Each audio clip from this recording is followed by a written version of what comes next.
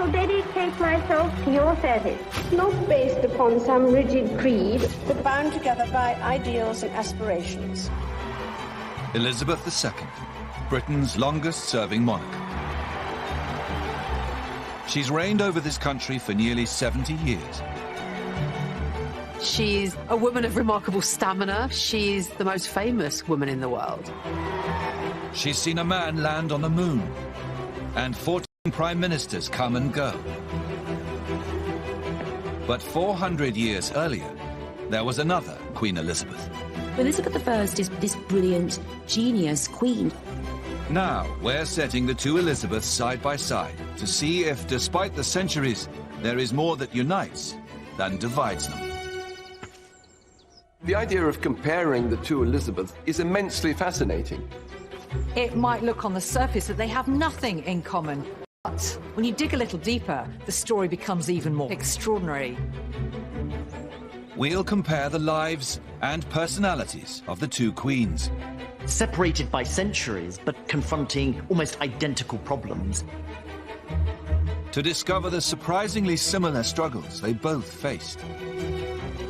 She had to fight for her right to the throne. And the battle they both fought to protect their reigns. At the core of each woman is a very strong will for their country as a whole. These two powerful women, neither of whom were ever meant to be queen, and both of whom became the most successful queens in history.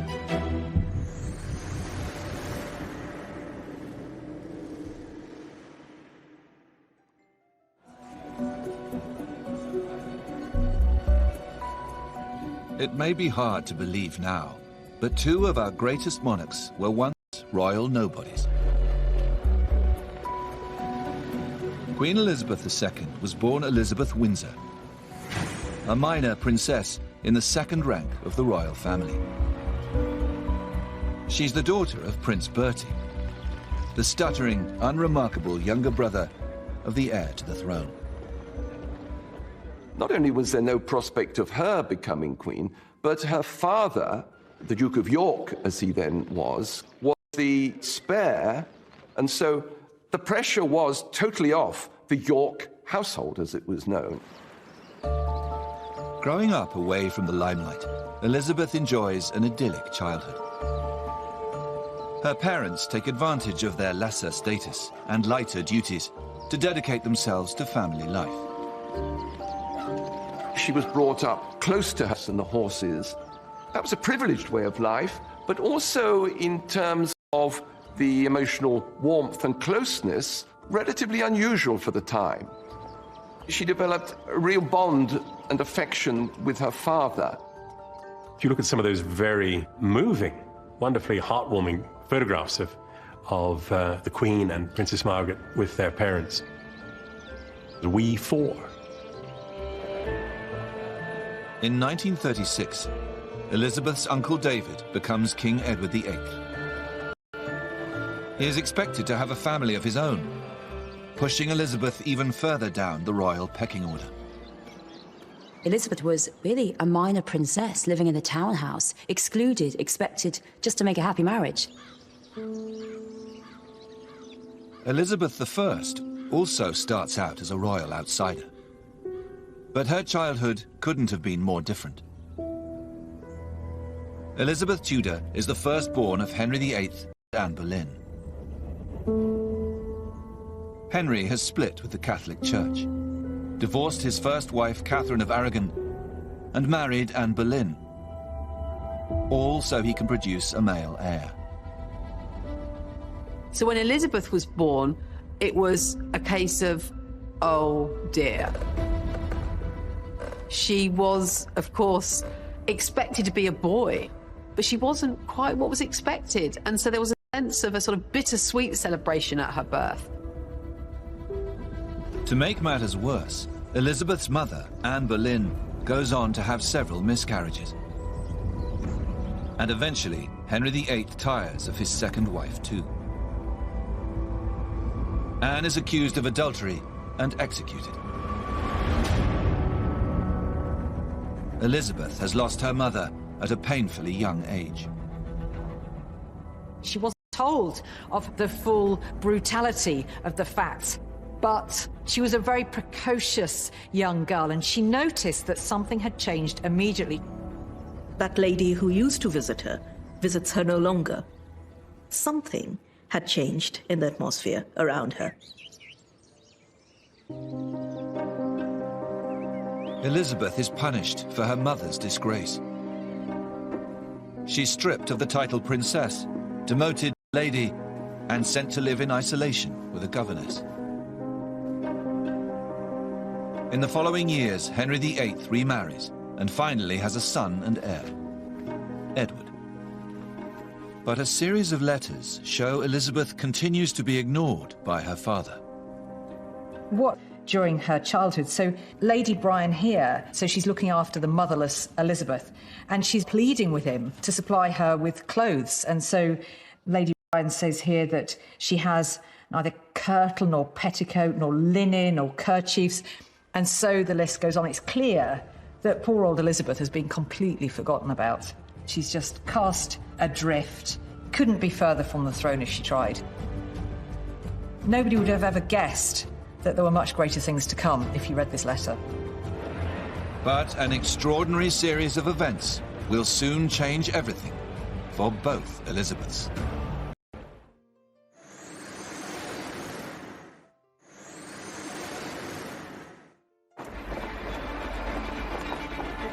In late 1936, when Princess Elizabeth Windsor is just 10 years old, her uncle, King Edward VIII, falls in love with the American divorcee, Wallis Simpson. But as head of the Church of England, he isn't allowed to marry her. So in a shock decision, King Edward VIII abdicates. When she first hears, she is at home in their house in Piccadilly, and they hear people outside shouting, "God save the King." And Elizabeth goes to a footman and asks what's happening, and he tells her that her uncle's abdicated and her father is now king. With her father promoted, Elizabeth is now heir to the throne.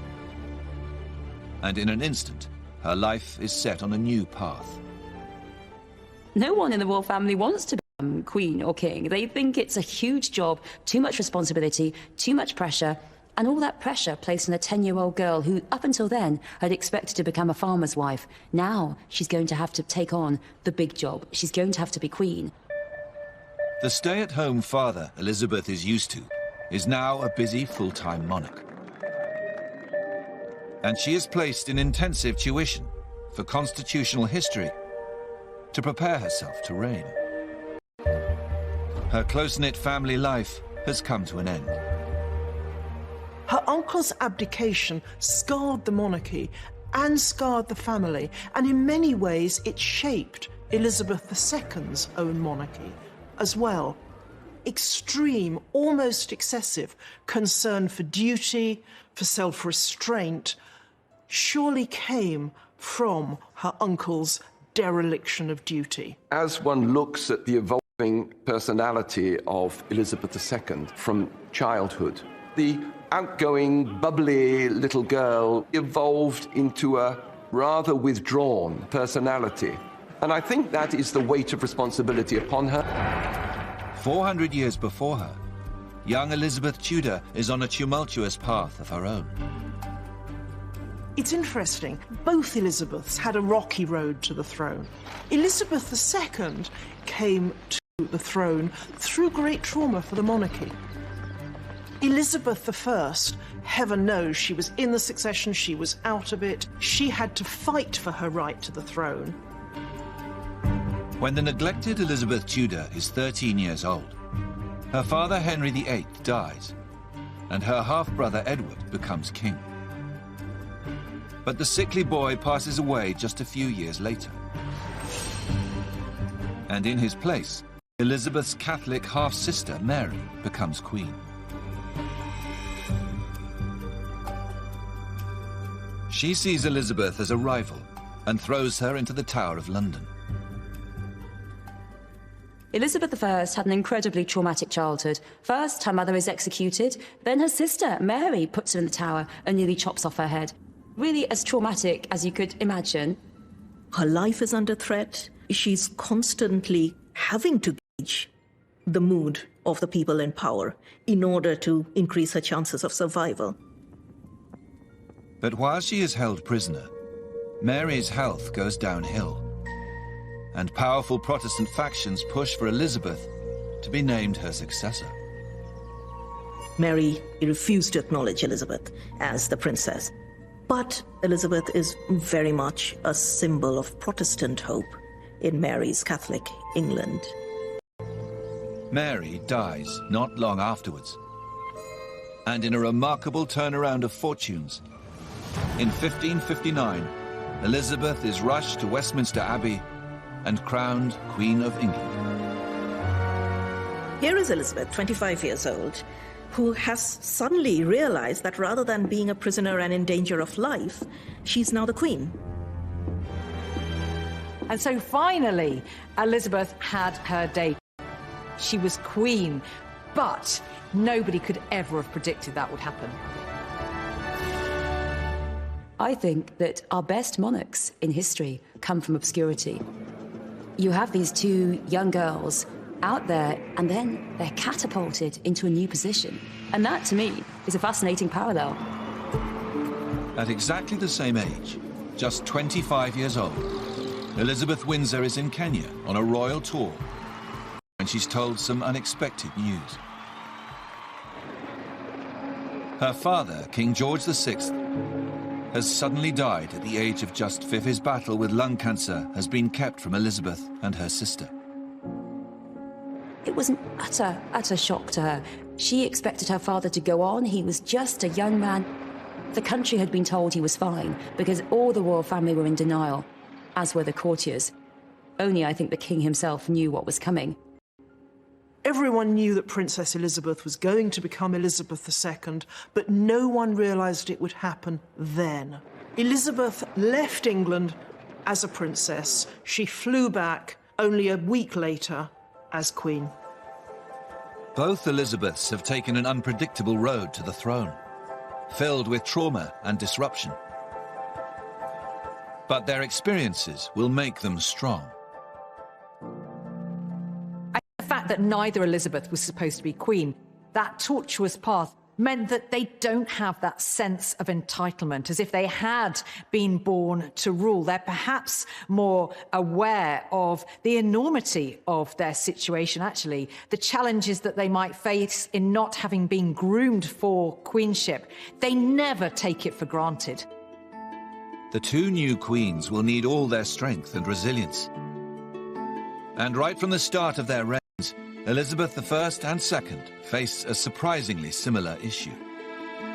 What to do about the men in their lives? You'd think that 400 years later that it really wouldn't matter in the same way, but guess what? The same questions keep on coming up. And there is one desire that the two queens have in common. Both women are determined to marry for love. The similarities are not just between the two Elizabeths, but between the two men in their lives. And I think this is indulging, really, their passionate side, their wilder side. They want a partner who is different to themselves. When Elizabeth I takes the throne, she is still a single woman. An unacceptable situation in the 16th century. And she is expected to marry as soon as possible. Women at the time were understood to be more sexually voracious than men. And in order to remain chaste, which of course was the absolute imperative of any woman before marriage, not least the Queen, they needed to get on and get married. Elizabeth's male advisors want her to marry an influential lord or foreign prince and secure a powerful alliance. But the Queen seems to have other ideas.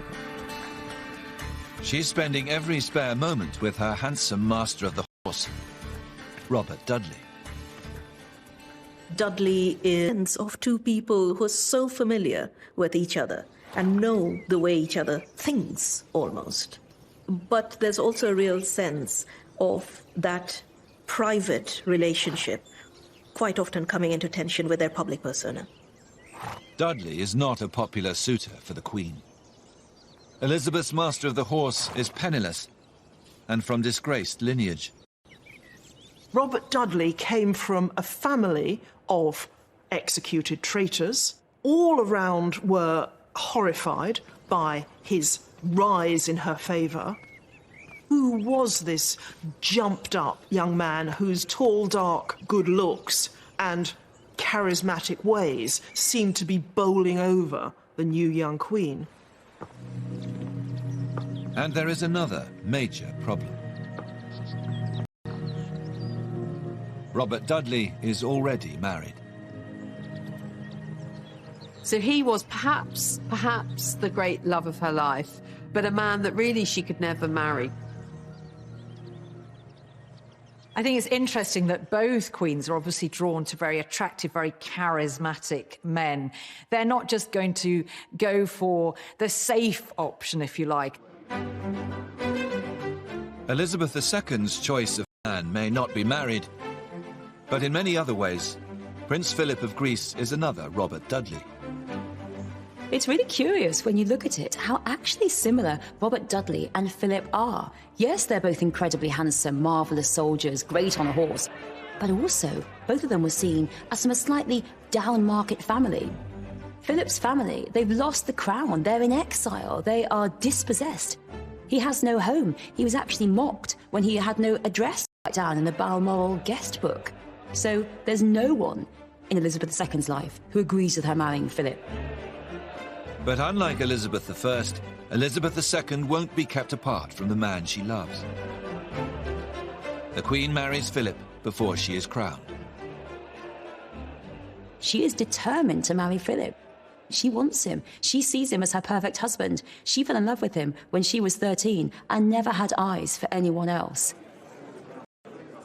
But as soon as Elizabeth II becomes queen, there is the question of where her husband Philip sits in the royal hierarchy. He wants a senior royal role in the family as head of the household. Prince Philip's ambitious uncle, Lord Mountbatten, was heard at a dinner party boasting that the House of Mountbatten now sat on the throne. And this caused outrage, with old Queen Mary, with the Queen meek and mild daughter would get pushed around by this brusque naval officer. Elizabeth has to make a choice. Give in to her husband and make him an equal partner, or follow her advisors and make Philip take a back seat.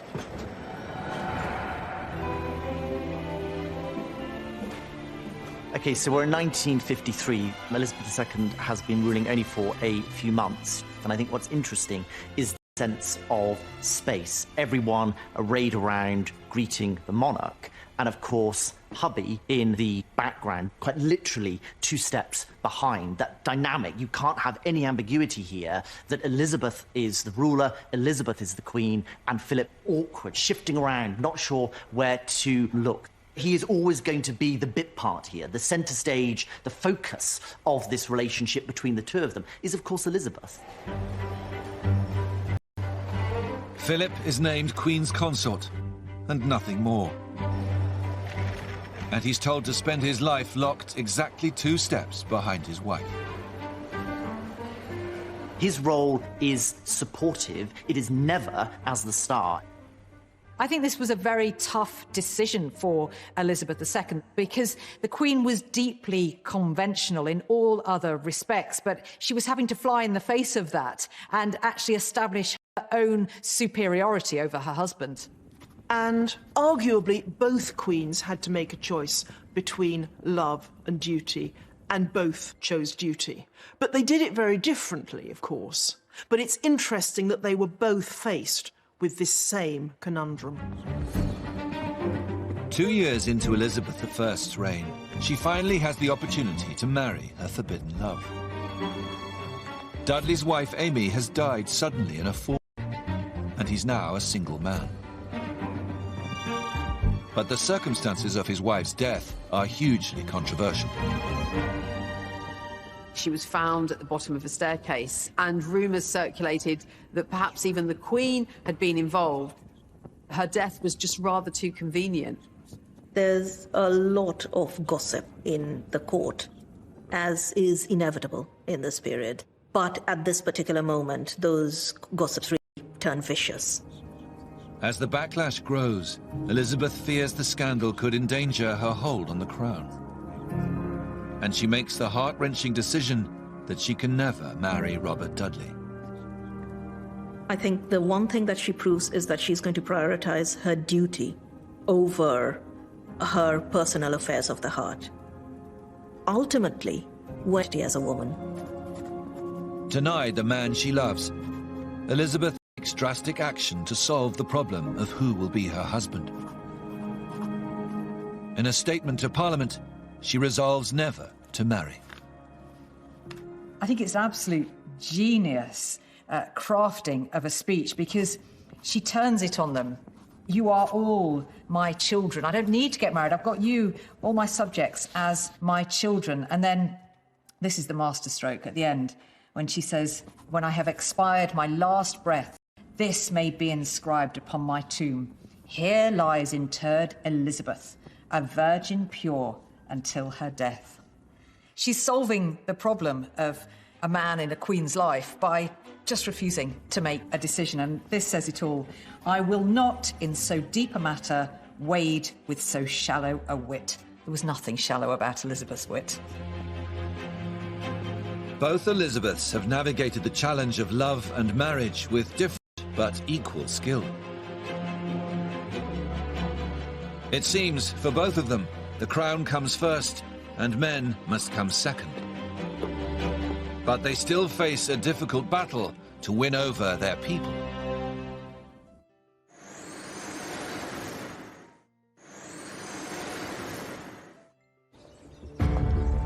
Today, we may think of Elizabeth I and Elizabeth II as two of our most popular and successful monarchs. But it wasn't always this way. A few years into their reigns, both queens are seen as weak and incapable. And there are real doubts about their ability to do the job. What does this naive young woman know about running a country? Women aren't fit to rule because they're too emotional. They're not rational enough. You see these two women coming to the throne, and it's a fight. It's a huge fight. Winston Churchill, thinking about dealing with Elizabeth II, he cried. He said, she's just a child. I mean, she was 25 with two small children, but to him, she was a baby, and that's because she was a woman. At the start of their reigns, both queens have a real problem finding a way to project themselves as female leaders. In Elizabeth I's first portrait, she doesn't look like a commanding ruler. She looks like an awkward cardboard cutout, with her hunched shoulders and pinched waist and the awkward placement of her hands, as though she doesn't quite know what to do with them. This is not someone who would particularly inspire confidence in us. And that's, I think, it's very similar to how Elizabeth II felt when she started ruling in New York, in this enormous building and with these men flanking her. Here she is, this sort of solitary figure, slightly hunched or even hiding behind the podium and the lectern. And that same theme, I think, of hesitancy and awkwardness. So these two queens almost mirror images of each other, separated by centuries, but at the same time confronting almost identical problems. Both Elizabeths need to win the love and the respect of their people. And on further investigation, it seems the two queens use a very similar approach to help turn it around. During a visit to Australia and New Zealand, Elizabeth II introduces the royal walkabout for the first time. The informal and totally unrehearsed interaction with the crowd is unheard of in royal circles. And it's a spectacular success. It's now stamped indelibly on the identity of the royal family. That's what royal folk do. They go out and mingle. And there's a real message there, you know. She's saying, I care about you. You matter to me. And we can now see, consciously or not, she was reviving a technique of Elizabeth I. Elizabeth I was the first ever monarch to approach ordinary people and talk to them directly. Elizabeth I is actually unprecedented in the way that she goes out there and she does greet her public. I have to say that it gives the security men around her utter kittens. I mean, they're panicking that the Catholics are going to blow her up. But Elizabeth I, she's so great. She says, they're not going to blow me up. The people love me. She strikes up a really personal relationship with the public around her. It's an investment in the hearts and minds of the people. After Elizabeth I, the informal walkabout is never used again, until Elizabeth II finally brings it back. Both queens were aware of the need to, I suppose what we'd call it today, press the flesh, to be seen, to be believed, to be out there engaging with the people, you know, sprinkling a bit of magic and stardust on them.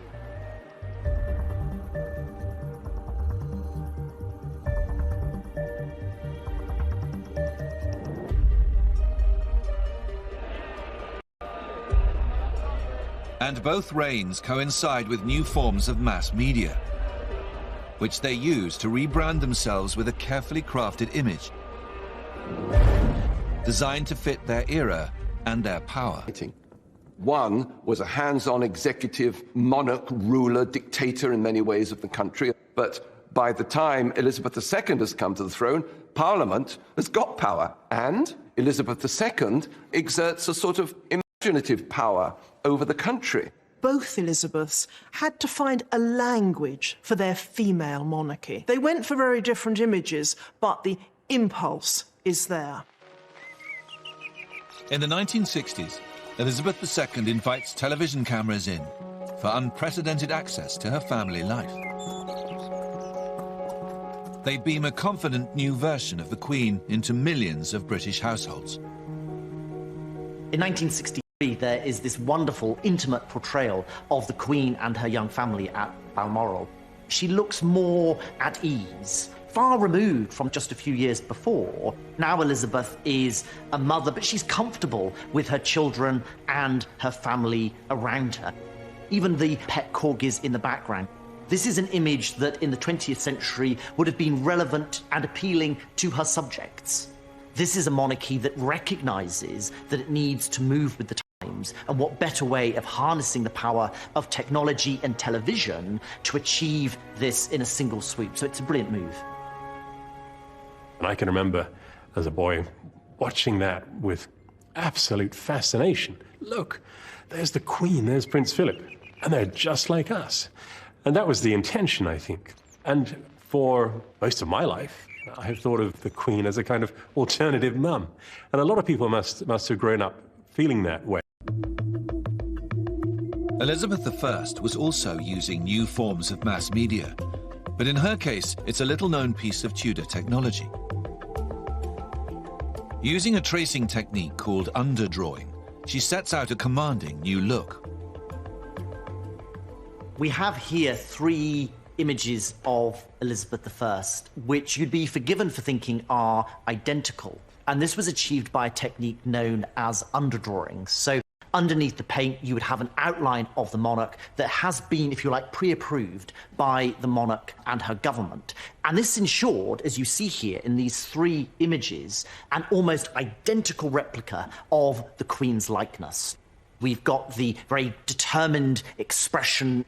We've got her arrayed in black. Black also, of course, provides the perfect foil for all of this wonderful gold and pearl jewellery. She is undeniably a Tudor monarch. Elizabeth bans previous portraits. And using this technique, her new regal... You would have one of these images in your home. It ensures that across the land, and indeed even overseas, there can be one clear, striking and powerful image of Elizabeth as she wanted to be perceived by her subjects. Tudor propaganda, I suppose, at its most effective. Elizabeth I knows they want Gloriana, the Rainbow Queen, excess and perfection. It's all about diamonds, it's all about excess, it's all about bling. But you'll very rarely see Elizabeth II in all the bling. She prefers not to. It's all about dressing as if it looks frugal and modest. It's a tartan family portrait. But both of them are keenly aware of what the nation wants. They are both mistresses of royal spin. And the similarities don't end there. On the surface, the shy and moderately introspective Elizabeth II could not be more different from the extrovert and glittering Queen Elizabeth I with all her executive powers. But actually, at the core of each woman is a very strong will, real pride, real ambition for themselves, for their position, and for their country as a whole. They come from families who don't privilege girls' education, and yet both of them are absolutely brilliant, and they are the cleverest, most intelligent monarchs I think that we've had. Elizabeth II is an absolute genius with her papers and with her memory. Elizabeth I, she knew Latin, really, as a toddler. Elizabeth I wasn't a sort of wilting flower and a very delicate woman, such as the ideal was at the time. She loved hunting. She would spend hours on end engaged in the chase, and actually she wouldn't flinch from making the kill herself. And I think parallels can be drawn there to Elizabeth II. Certainly not a fragile female role model at all. When we think of queens in general, we think of these kind of revered figures who are sitting on thrones the whole time. But actually there was this kind of normality, connecting with her horses and the outdoors. And I think that is a nice, common, human fact that does actually unite these two queens. Both women share a strength of personality, and after a difficult start, have proven themselves to their people. But overseas, trouble is brewing.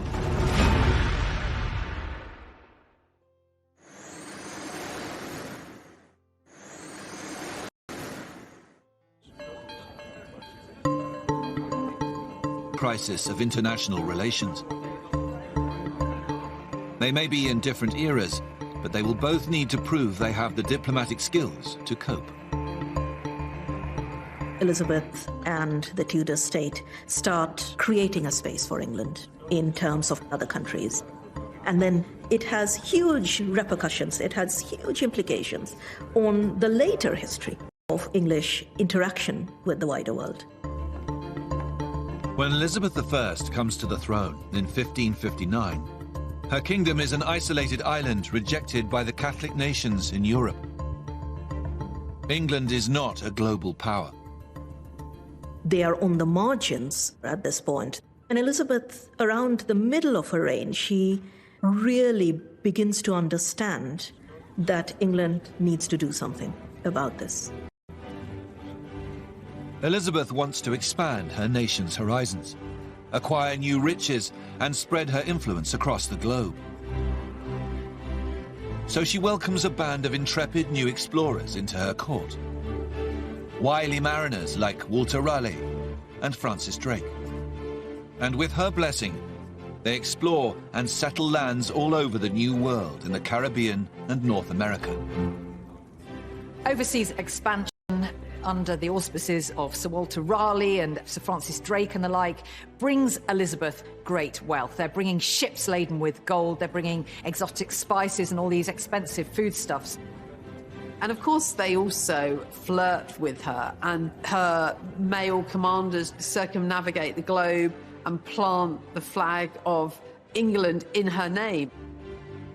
But it also brings trouble. There is piracy amongst Elizabeth's navy, seizing gold bullion from Spanish ships. It causes diplomatic incidents.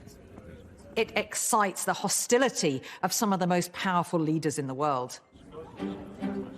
But Elizabeth I proves a master at smoothing things over. Using the diplomatic skills she's honed as a young woman in the tempestuous Tudor court, she charms the irate Spanish ambassadors and even adopts their national dress.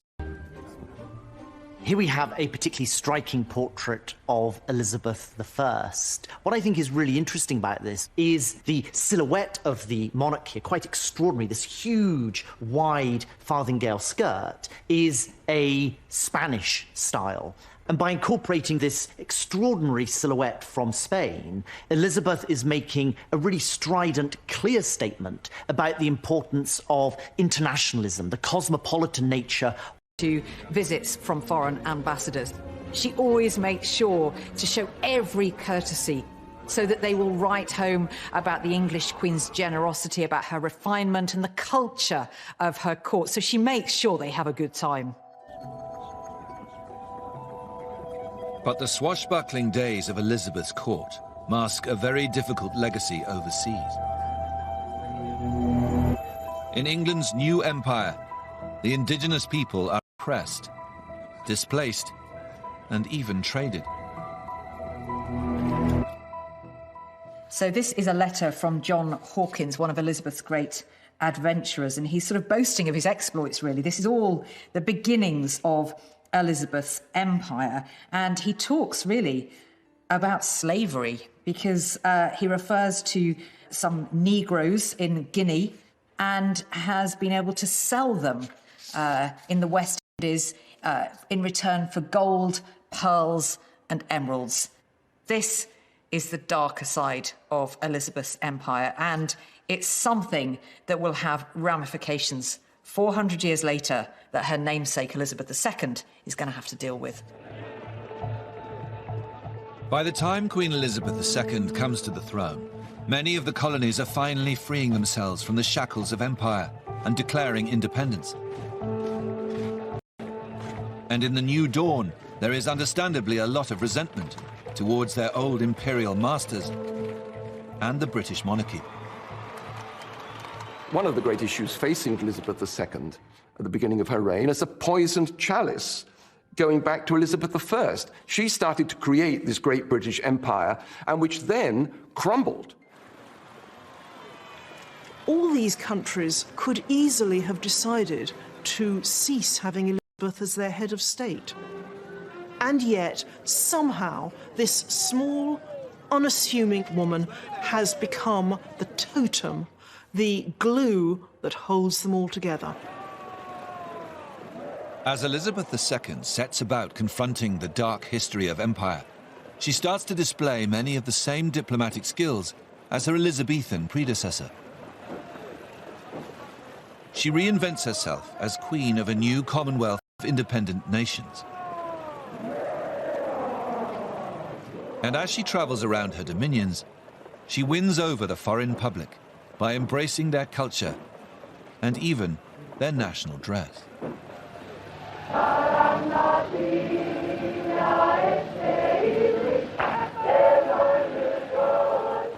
In 1977, the Queen travelled Rome, and we see her here being given a Maori cloak, which she is about to wear. Elizabeth II, in being given this Maori cloak, is showing an acute awareness, I think, of the need for an international diplomacy, showing the need for a sensitivity to other cultures, the cultures of her Commonwealth. And that's important both for Elizabeth II and Elizabeth I, as both have these expanding empires. So that need for an international diplomacy, a sort of cosmopolitan rule, becomes so crucial in the projection of their individual identities as rulers. I think we really can say that Elizabeth II has proved to be, in her own quiet way, an internationalist and a diplomat as skillful as Elizabeth I. This has been one of her great achievements, creating this family of nations around the world. They basically just say, as I think most people do, she's just the queen. That actually Elizabeth II is just kind of queen of everywhere. She is queen of the world. From the perspective of the world stage, history will see Elizabeth II as a more active and a more important monarch. And Elizabeth I, her reach extended across Europe and beyond. But despite all they've achieved, the road from here will not be a smooth one for either queen. They will soon be tested by entirely new challenges that threaten to derail their reigns. Just around the corner for both of them would be a huge threat in the face of a rival woman. And undoubtedly for each of the Elizabeths, this would be the most dramatic moment of their reign. Next time, Elizabeth I and Elizabeth II deal with the of Mary, Queen of Scots, and Princess Diana into the royal circle. Their beautiful rivals' tragic tales will push both queens into uncharted waters and ultimately define their reigns.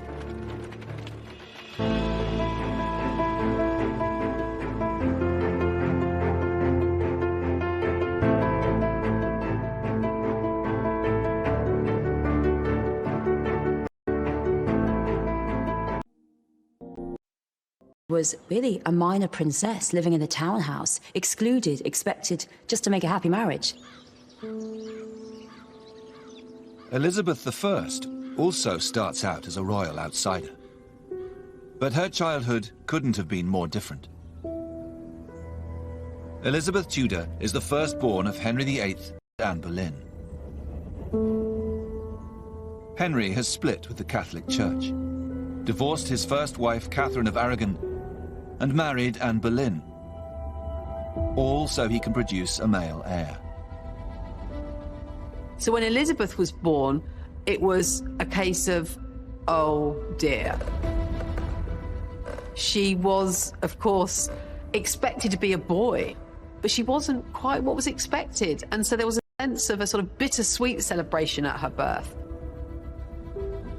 To make matters worse, Elizabeth's mother, Anne Boleyn, goes on to have several miscarriages. And eventually, Henry VIII tires of his second wife too.